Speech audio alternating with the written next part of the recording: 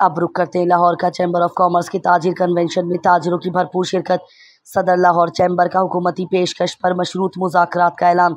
Chamber of commerce and industry के ज़रिए एहतमाम मुनक़दा ताजिर convention में हज़ारों ताजिरों ने भरपूर शिरकत करते हुए लाहौर चैम्बर के लिए अपनी गैर मुतज़लज़ल हिमायत का ऐलान किया। ताजिर बरादरी की राय लेने के बाद सदर लाहौर चैम्बर मियाँ अबू ज़रशाद ने हुकूमत की जानिब से मुज़ाकरात की पेशकश मशरूत तौर पर कबूल कर ली। ताहम वाज़ेह किया कि 19 जुलाई की मुल्क गिर हड़ताल अपने ऐलान के मुताबिक होगी।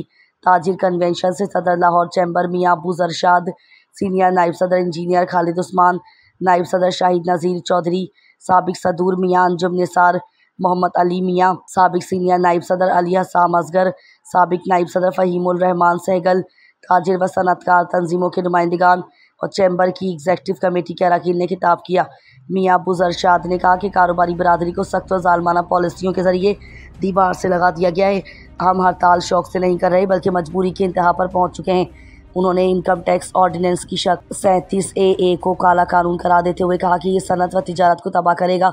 उन्होंने कहा कि पाकिस्तान की पॉलिसियाँ वो लोग बना रहे हैं जिनके पास दोहरी शोहरियत है।